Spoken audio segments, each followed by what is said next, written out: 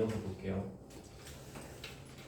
그러면 기본적으로 우리 입장에서 개인한테, 상대가 개인일 때 개인한테 돈을 주면 상대방은 소득이 생기니까 세금을 내야 되는데, 개인은 세법을 모른다고 가정하기 때문에 그 주는 사람을 원천징수 의무자로 지정을 해서 그 개인이 내야 될 세금만큼 떼고 주라고 시킨 겁니다. 그래서 우리가 지금 회사인데 그 역할을 하고 있는 거죠. 그래서 여기서는 97번 문제를 딱 기본으로 보면 되거든요. 그래서 뭐 어제 했던 거 답을 한번 97번을 적고 나서 이어서 보겠습니다.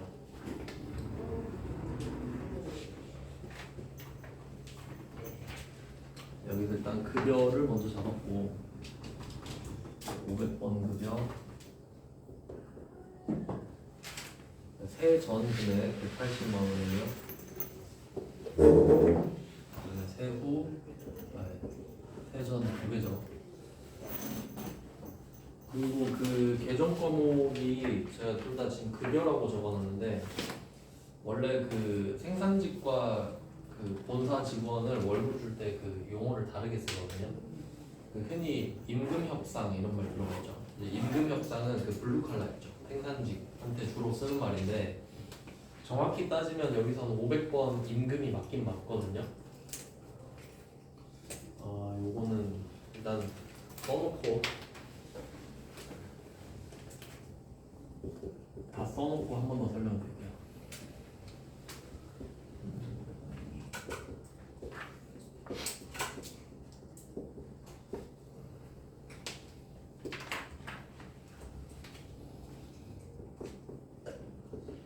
어제 한 번 썼는데, 사실 그 특별한 언급이 없는 한은 그 500번 생산직 직원한테 월급을 줄 때 500번 급여를 써도 되고 500번 임금을 써도 상관은 없어요. 별다른 언급이 없다면. 근데 굳이 따지자면 어떤 차이가 있냐면, 그러니까 급여는 화이트 칼라, 그리고 임금은 블루 칼라라고 생각을 하면 되거든요. 그럼 그렇게 치면 공장에는 화이트 칼라가 있냐? 이쪽 공장장이 생산을 하진 않잖아요. 그냥 시키기만 하지. 그러니까 공장 소속인 그 관리자도 있단 말이에요. 화이트 칼라가 있다는 소리지. 물론 옷만 블루 칼라를 입고 있겠지. 그래서 그걸 구분하는 차원이거든요. 그러니까 진짜 생산에 참여하는 사람은 임금이고, 공장에서도 생산에 참여하지 않는 관리자 있죠. 뭐 엔지니어나 뭐 공장장 이런 사람들은 500번 급여로 분류를 하고는 하는데, 별다른 언급이 없으면 어차피 둘 다 똑같은 500 아닙니까? 그러니까 별다른 언급 없으면 이거나 저거나 똑같아요. 근데 굳이 언급을 할 때는 구분을 해주셔야겠죠. 근데 기본값은 임금이 맞다는 소리예요. 기본값은 별 차이가 없으니까 이렇게 언급을 해드렸고, 그 다음에 원천징수하는 금액을 예수금이라는 개정 과목으로 썼죠. 근데 예수금은 부채이기 때문에 그 자산부채 자본은 굳이 구분을 할 이유가 없죠. 그래서 붙여서 쓴다고 말씀을 드렸어요. 158, 840 더하기 117, 400 이렇게 합쳐서 써버렸습니다.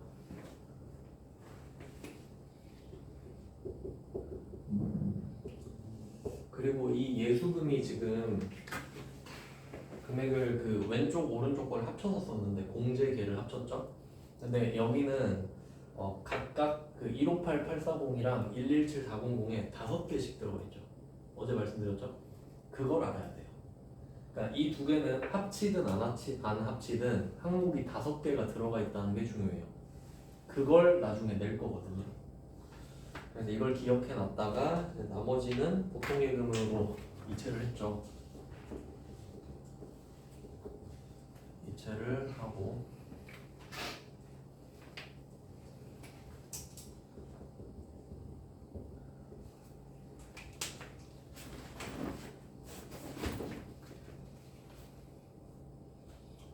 뭐 이렇게 해서 97번 문제를 베이스로 볼게요.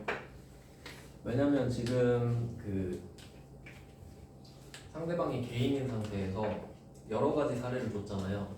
근데 이렇게 그 정규직이나 계약직만 5개 항목을 전부 원천 징수를 하기 때문에 이걸 베이스로 삼으시면 돼요.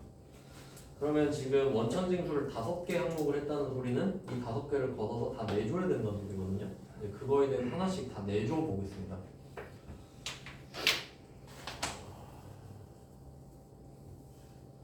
요거는 순서를 바꿔서 써놨네. 먼저 101번을 좀 먼저 볼게요. 지금 레이아웃 때문에 바꿔놓은 것 같은데 101번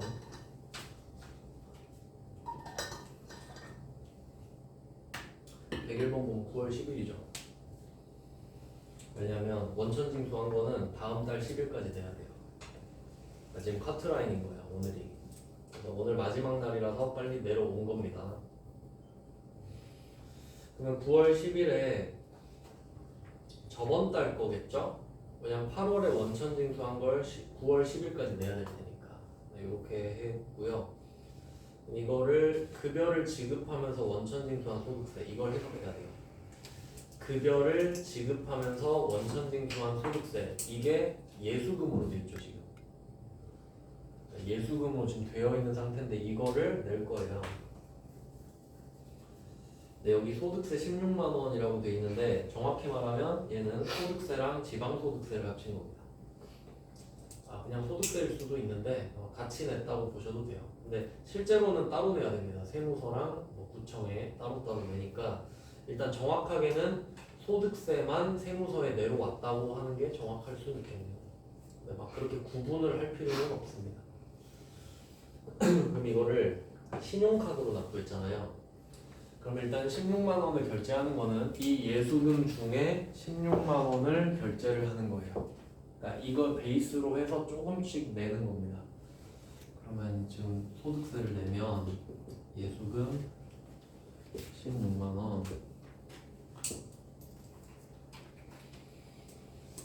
그러면 16만 원을 내야 되니까 16만 원이 나가야 되거든요. 근데 이거를 카드 결제했잖아요. 그럼 우리 카드 결제하면 긁는 순간에 돈이 나가진 않죠. 신용카드이기 때문에. 체크카드는 보통 예금에서 바로 차감되는데 이게 또 이제 정확히 구분을 하자면 우리가 결제할 때 당좌수표 발행할 수 있죠.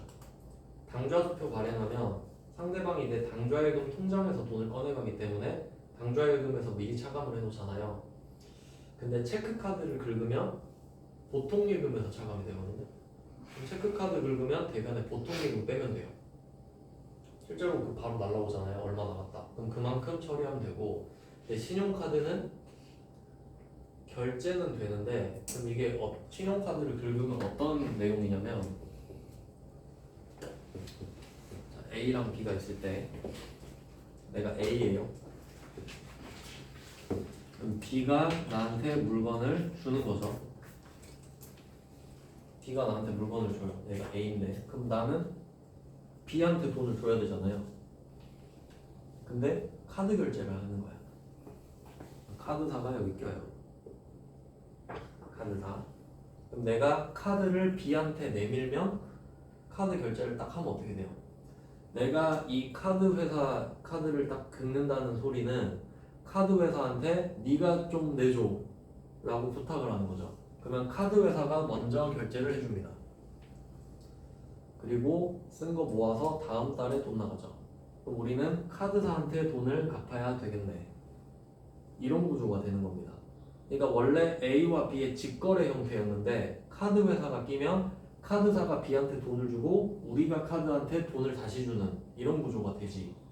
그럼 이 말은 결제를 하는 순간에는 내 돈이 나가지 않는다라는 말이고, 카드를 긁는다는 말은 외상을 했다는 말이에요. 외상. 그럼 이 외상 대금을 누구한테 갚냐? 우리가 B한테 갚나요? 카드사한테 갚죠. 그럼 외상 카드예요. 여기서는 BC 카드죠. 그리고 지금 우리가 산 게 원재료 아니죠. 미지급 BC 카드 이렇게 나오는 거예요.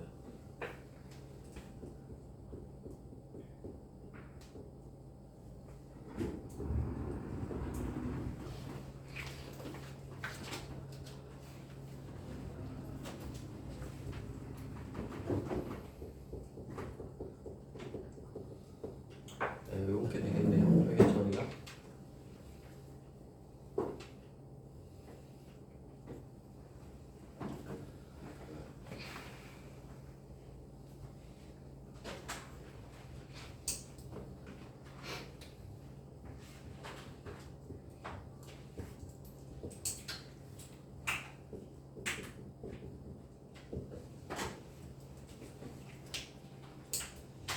그러면 처음에 월급을 줄 때 빼놨던 돈은 돈이 그때 당시에 나가진 않으니까 안 나가지만 근데 나중에 돈이 나갈 거니까 부채로 해놨다가 그럼 이 돈이 나가니까 부채를 빼요. 근데 이걸 또 외상으로 한 거야. 카드로 긁었으니까.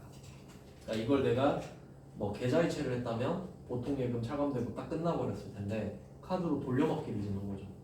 그럼 또 이건 다음 달까지 2월이 되겠지. 그럼 실제로 이제 마지막 이거 카드 결제가 되면 미지급금 BT 카드가 사라지면서 최종적으로 보통 예금 차감될 겁니다. 근데 지금은 그냥 카드로 긁었다 이렇게 되니까 그래서 카드를 긁은 게 문제를 내기가 더 좋잖아요. 근데 만약에 보통 예금에서 계좌이체했다면 보통 예금으로 끝나는 겁니다. 그래서 결론은 이 예수금에 지금 5개가 쌓여있다 했잖아요. 그 중에 소득세 하나가 없어진 겁니다. 근데 이름은 똑같이 예수금이지. 왜냐면 5개가 다 이름이 예수금이잖아요. 네, 그 개념을 이해를 하셔야 돼요.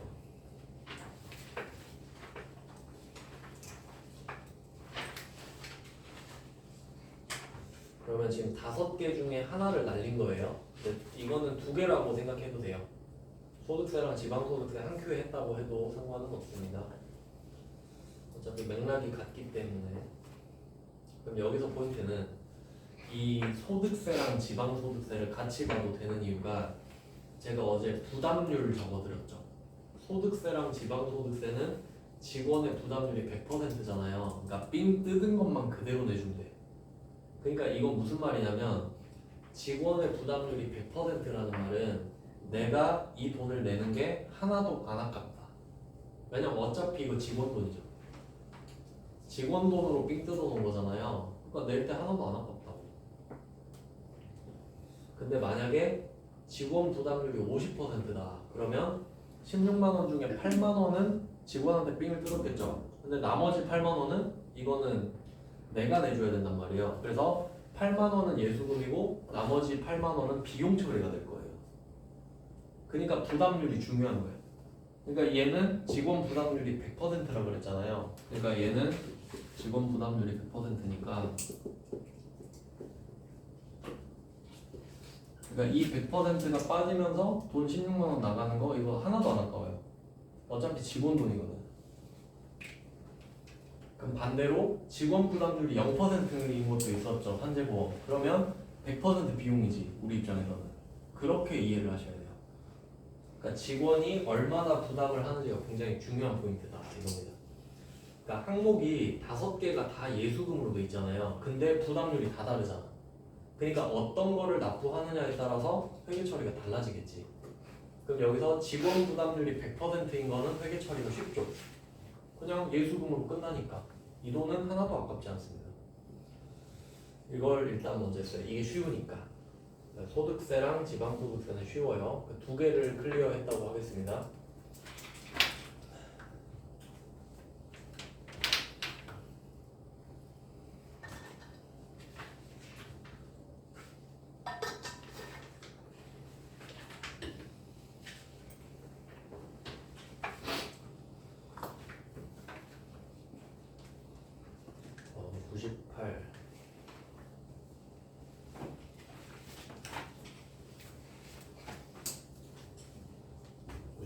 문제를 다시 돌아와서 볼게요. 국민연금 보험료를 납부했다. 여기 밑에 보면은 금정구하고 돼 있는데 제가 여기서 태어났거든요. 부산금정구. TMI를 하나 알려드리면 그 BTS에서 지민 걔가 그 여기 금정구 주변에 회동초등학교라고 있는데 거기 졸업했거든요. 저도 거기 다녔어요. 근데 거기 폐교됐단 말이에요. 그래서 마지막 졸업생한테 교복을 다 사줬대요. 그렇다고 하던데 학교가 없습니다. 그냥 생각나서요. 제 고양인데 금전금.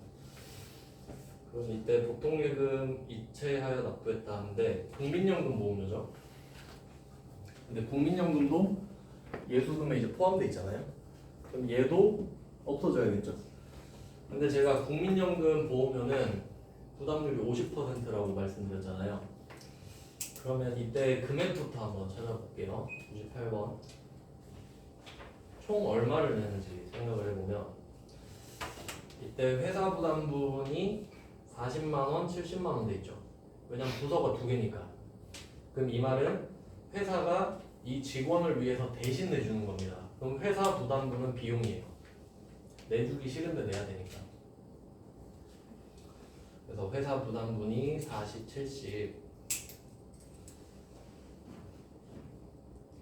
그리고 그 밑에 종업원 부담분 110만원 이렇게 있는데 급여 지급 시 이 금액을 차감하고 지급함.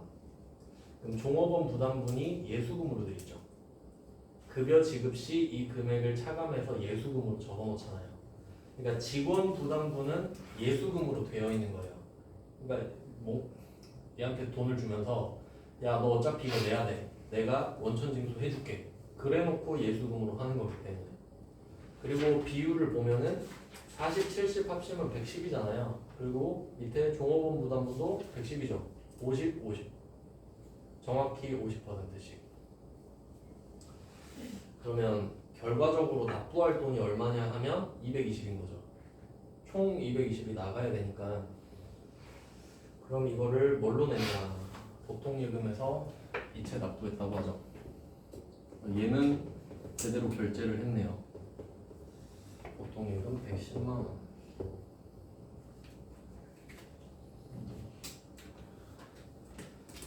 보통예금 자산 감소 220.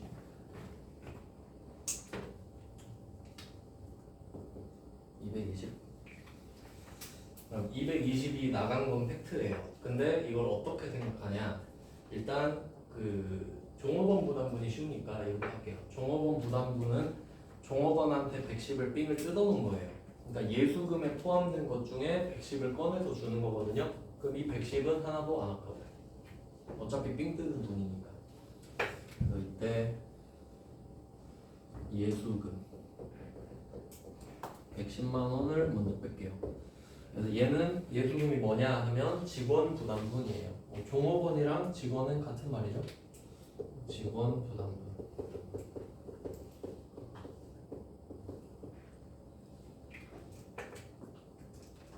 주체의 감소죠.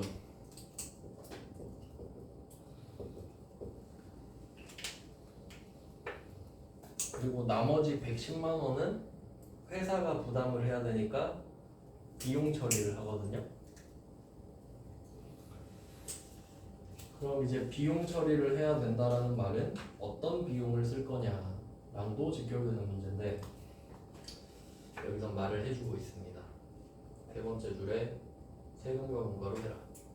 우리는 하라는 대로 하면 됩니다. 그럼 여기서는 세금과 공과로 하라고 했으니까 세금과 공과로 할 거거든요. 근데 만약에 원칙적으로 이렇게 하긴 하는데요. 근데 좀 더 깊이 들어가 보면 만약에 계정 과목을 말 안 해줬다. 근데 지금 이 110만 원을 내주는 게 회사가 막 엄청 내고 싶어서 내는 건 아니겠죠. 법으로 정해놨단 말이에요. 근데 왜 내주냐 하면 직원을 위해서 내주죠. 그럼 좀 더 크게 보면 이 명분은 복리후생비예요. 복지 때문에 내주는 거잖아요. 근데 그냥 하라는 대로 하면 된다가 결론이고요. 그러면 40, 70을 내는데 40은 800번 때문에 내는 거죠. 800번 세금과 공과. 그다음에 500번 세금과 공과.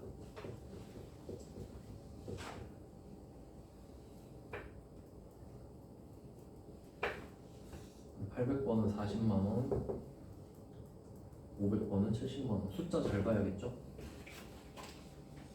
그러면 이때 세금과 공과로 회계 처리하는 비용인 이유는 회사가 부담하니까 기분이 안 좋으니까요.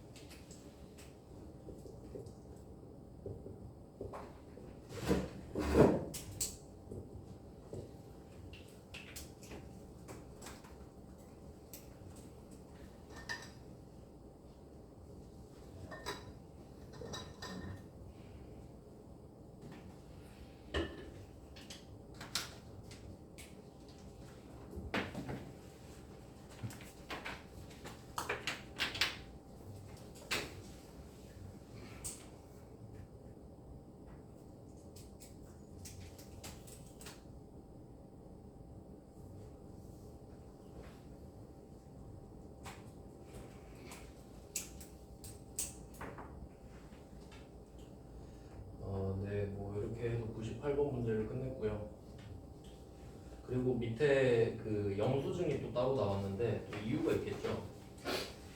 이게 그냥 넣는 건 아니고요. 여기에 또 중요한 개념이 하나 있어요. 220만 원으로 찍혀 있잖아요. 메인 금액이. 근데 그 밑에 납부기한이라고 써 있거든요. 이게 그 세법 용어에서 중요한 말이 있는데 그 기간과 기한 이 정도로 좀 상식적으로 알고 계시면 좋은데 기간과 기한을 볼게요. 예를 들어서 납부 기간이 있다고 할게요. 납부 기간. 기간. 여기서 간자는 사이 간자입니다. 그러니까 기간이라는 말이 나온다는 거는 날짜가 2개 나와야 돼요. 그냥 5월 1일부터 5월 20일까지라고 해볼게요. 그럼 납부 기간이 5월 1일부터 5월 20일까지라는 소리는 5월 1일에 내도 되고 5월 20일에 내도 된다는 소리예요. 사이니까 이 사이에 내세요 이렇게 되죠. 근데 여기서 납부 기한으로 가잖아요. 한자는 끝입니다. 끝. 한도 할 때, 한계 할 때 끝이거든요. 그럼 기한은 기간의 마지막 날이에요.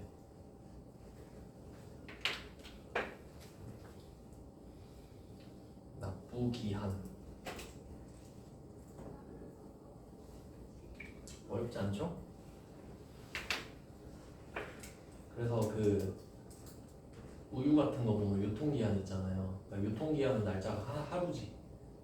그날까지만 유통을 해라. 그리고 또 그거의 실질적인 뜻은 유통은 파는 거죠. 그때까지만 먹어라가 아니죠. 실제로 우유 유통기한으로부터 2주간 보관해도 된다고 알고 있는데 그러니까 유통기한까지 먹는 게 아니죠. 그날까지만 유통을 하는 거죠. 네, 뭐 그렇습니다. 그럼 여기서 납부기한이라는 말을 줄여서 납기라고 하거든요. 납기. 뭐 그냥 줄이면 납기죠. 그럼 여기서 우리가 납기까지 낸 건가? 98번 9월 10일이죠. 그럼 납기 내요. 안 늦었죠. 그리고 그 밑에 보면은 납기 후 금액이 있어요. 그럼 이 말은 9월 11일부터 내면 226만 6천 원이다 이 말이에요. 늦으면 벌금. 그럼 그게 또 11월 10일까지거든요. 그럼 또 이 납기도 또 지나면 또 더 붙겠죠. 그러면 지금은 다행이잖아요.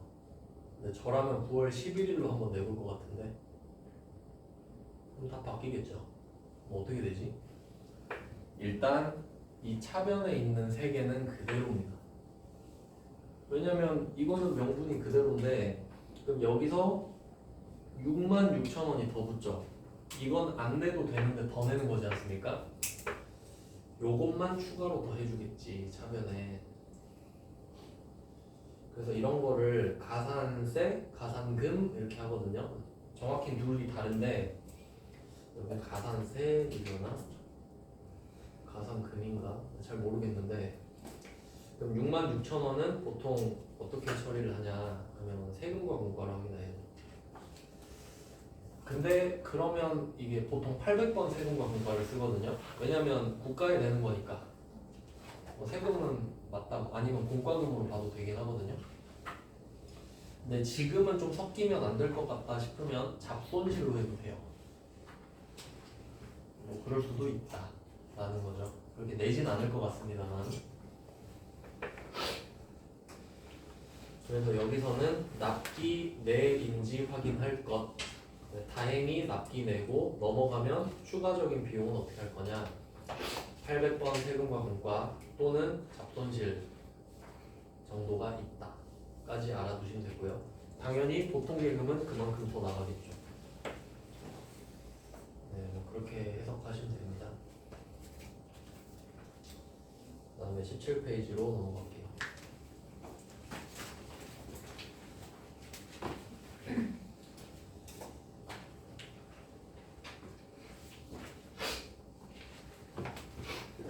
네, 17페이지는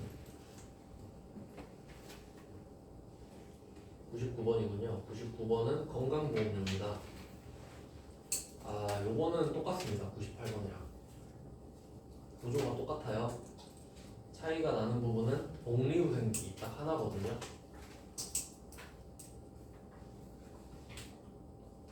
요거는 알아서 풀어보시길 바랍니다. 똑같으니까요. 그리고 100번은 고용보험료입니다. 다 모았네요. 3개 다. 얘도 똑같죠. 근데 뭐 한번 말씀드렸는데 고용보험은 딱 반띵 아니거든요. 근데 그냥 편의상 반띵으로 한 것 같습니다. 근데 세 문제 다 똑같죠. 근데 이 중에 98번이 제일 고급입니다. 왜냐면 납기까지 언급을 했기 때문에. 99, 100은 납기 이야기 안 하잖아요. 네, 그 정도 디테일을 추가한 문제고요.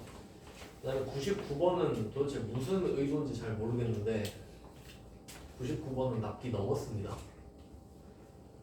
넘었죠? 원래 10월 10일까지 내야 되는데 무슨 의도인지 모르겠네요. 그냥 뭐 별말 없으면 모르는 척 하시면 되겠습니다.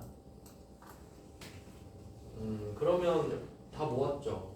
소득세, 지방소득세 했고 국민연금 했고 건보료 했고 고용보험 5개 다 했죠. 그러면 소득세, 지방소득세는 직원부담률이 100%니까 예수금으로 끝.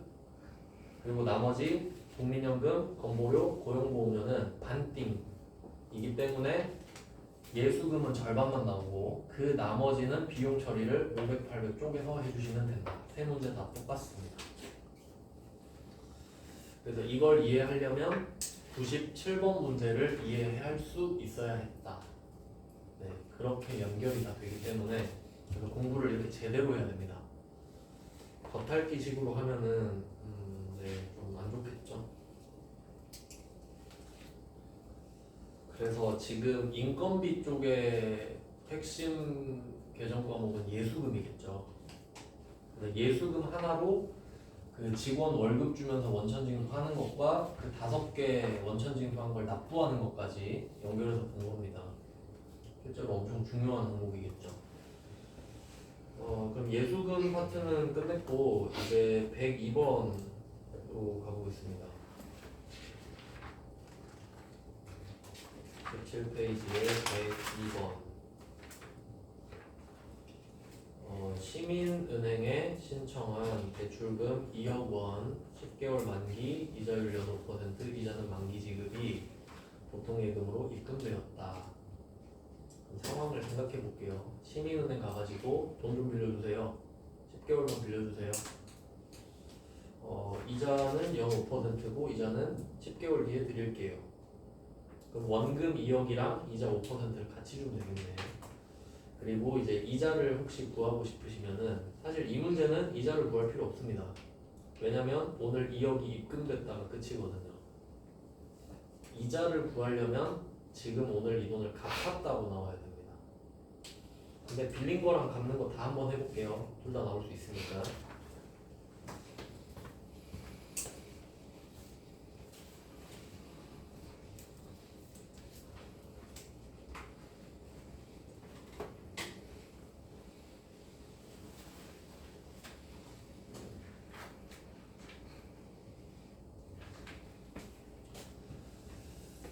그럼 문제를 풀 때 어떻게 하냐? 돈이 들어오고 나간 것부터 찾습니다. 여기서는 대출금 2억 원이 보통예금으로 입금되었다. 보통예금에 2억 들어오죠. 차변에 보통예금 2억.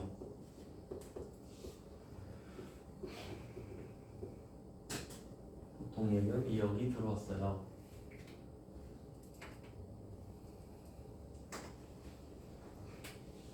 자산의 증가. 2억이 왜 들어왔냐 이렇게 물어보니까 대변에 빌렸어요. 이렇게 적겠네요.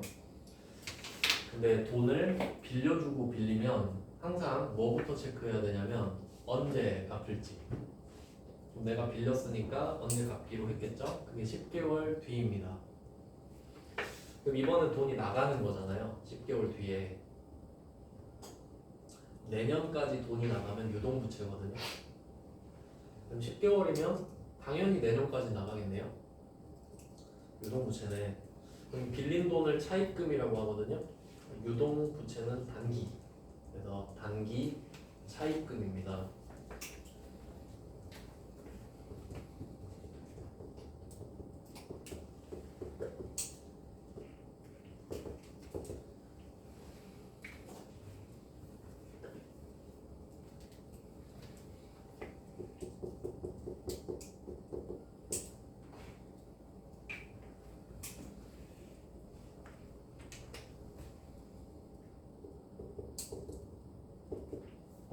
그래서 여기서 포인트는 돈을 빌렸다.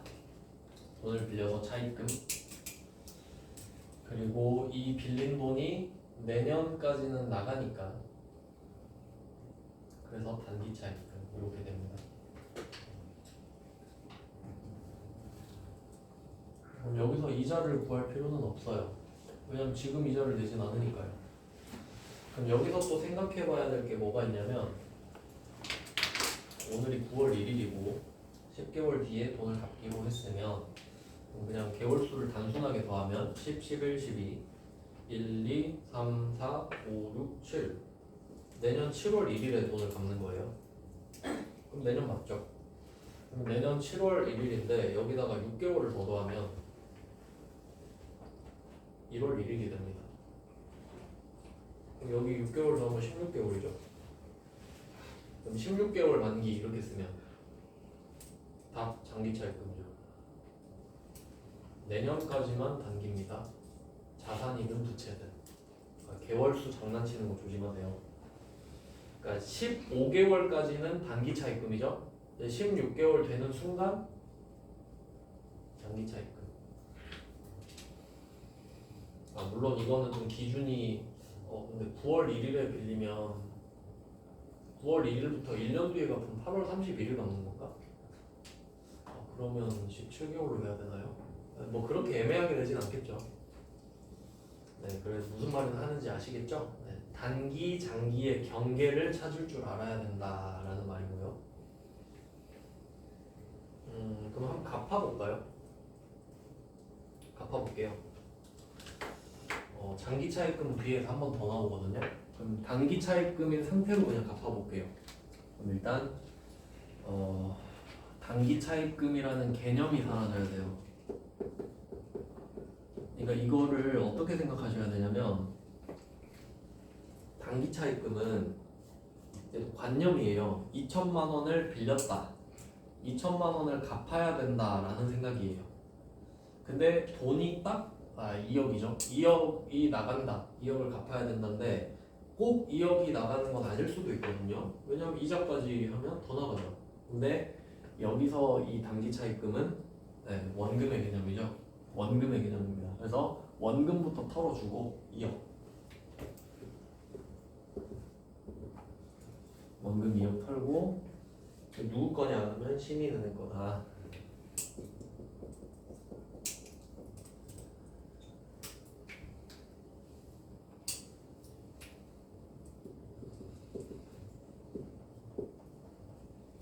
그럼 일단 2억은 정리가 되는데 그러면 이론상으로는 2억이 나가주면 되는 거예요.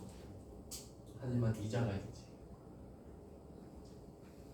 근데 만약에 이거 이자 구하라고 하면 다 틀릴 거예요. 또 얼마인지 한번 구해볼까요? 이자가 5%네요. 근데 여기서 이자율 연 5%라고 써 있는데 여기서 연이라는 글자는 없어도 됩니다. 왜냐면 이자는 원래 연단이기 때문입니다.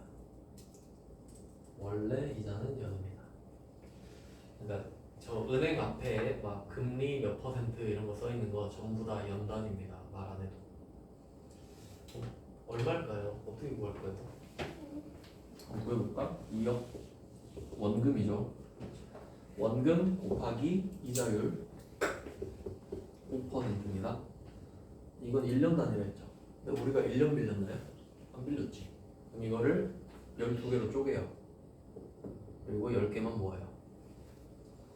이렇게 내야죠, 이자를. 왜냐면 난 1년을 안 빌렸는데 5% 내면 뽑으죠. 항상 내 돈이라고 생각하셔야 돼요.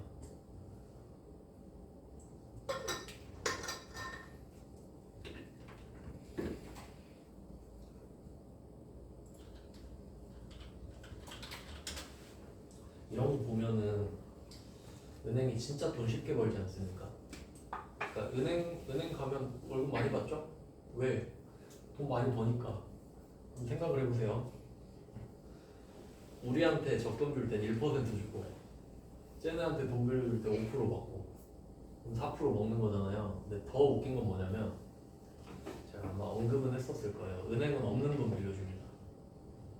그러니까 우리가 돈 빌려주려면 진짜 있는 돈으로 빌려줘야 되잖아요. 계좌이체 해줘야 되니까. 근데 은행은 없는 돈으로 빌려줘도 되게끔 국가한테 허락을 받았어요. 그러니까 1억 빌려주세요 하면 그냥 1억 찍어주면 된다고. 돈이 없어도. 그러니까 돈 많이 벌지.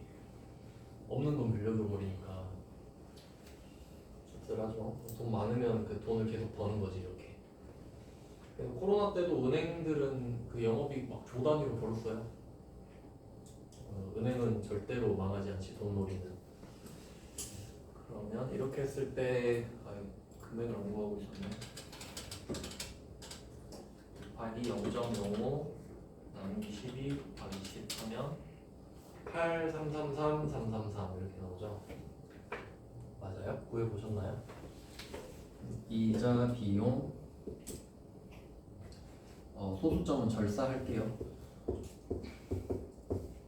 이렇게 됩니다. 이자 앉아서 돈 벌기.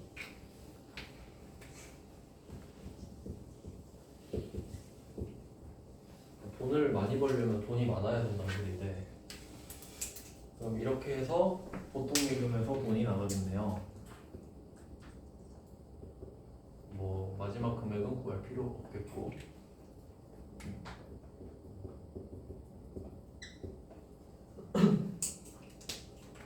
갚을 때 구해라 하면 많이 틀리겠네. 이자 못 구해가지고 이자를 만기에 지급한다 했잖아요.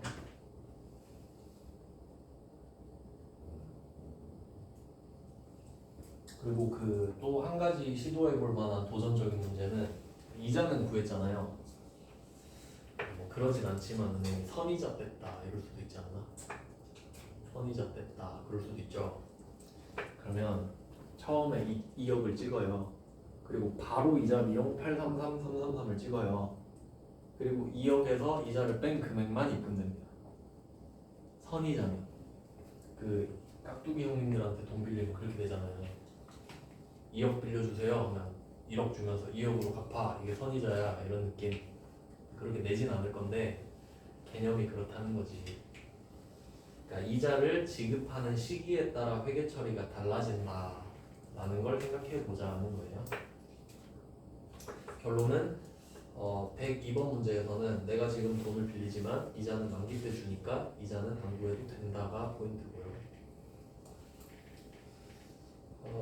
뭐 빌리는 거 해봤고 그다음에 103번에 돈 또 빌려볼게요. 103번 문제 여기까지 하고 쉬겠습니다. 103번은 시민은행 또 나왔네요. 시민은행으로부터 9,500을 차입했는데 상환일이 내년 6월 30일이죠. 이거 보면 바로 단기 차입금 나와야지. 그럼 이게 차이가 뭐냐면 102번은 상환일을 우리가 구해야 했죠. 9월 1일에 10개월을 더해서. 근데 103번은 개꿀이죠. 내년 상환일이다 하면 바로 단기 차입금. 그 정도 차이가 있고요. 그러면 9,500을 단기 차입금으로 적어볼게요.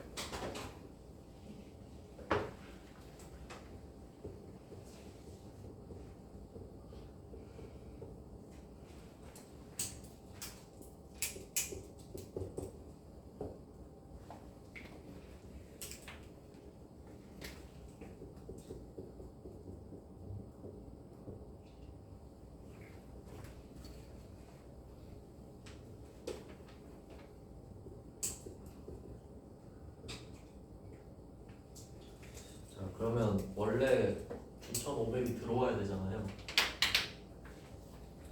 뭐 무슨 상황인지 모르겠는데 돈을 빌리면서 수수료 비용을 차감하고 입금되었대요. 요거는 제가 예시를 찾기가 좀 힘듭니다. 그냥 그런갑다 해야 돼요. 그럼 여기서 포인트는 뭐냐면 우리가 은행한테 9,500을 달라 그랬잖아요. 근데 내 통장에 꽂힌 거는 9,485만 원이죠. 그럼 내가 9,485만 원만 갚나요? 아니죠. 그래서 이 9,500 부채는 부채를 이렇게 해석할 수 있잖아요. 빌린 돈 나갈 돈, 빌린 돈 나갈 돈 같은 말 같죠? 근데 다르지. 나갈 돈이 정확한 표현이라고 보시면 돼요. 나갈 돈. 그러니까 9,500이 나가잖아요. 그럼 이거는 그냥 이렇게 하면 될 것 같은데 선이자. 뭐 말은 안 되지만 그냥 선이자라고 할게요. 그럼 15만 원 빼고 나머지 금액 들어오잖아요. 근데 얘는 이자라고는 안 했으니까 뭐라고 했죠? 수수료 비용이라 했죠. 그럼 수수료 비용이에요. 왜냐면 수수료 비용이라 했으니까요. 몰라요. 무슨 상황인지 알 수가 없어요. 문제를 위한 문제예요, 그냥.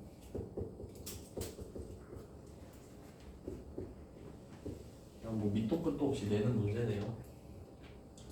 네, 일부러 넣은 거예요. 이런 이상한 문제도 있다라는 걸 보여드리려고. 그러니까 사실 방금 풀었던 문제는 정상적인 문제거든요. 근데 이건 비정상적인 문제거든요. 근데 나온 적 있으니까. 이런 문제도 있어요. 이런 거지. 나머지는 보통액은 뭐 나머지. 그럼 여기서는 그 제조 비용이라고 했으니까 500번이고요. 뭐 판관비라고 했으면 800번 쓰시면 됩니다. 어차피 말 안 되기 때문에. 그러면 지금 단기 차입금을 두 개를 해봤어요. 다른 스타일에. 여기까지 해놓고 좀 쉬다가 계속 보겠습니다.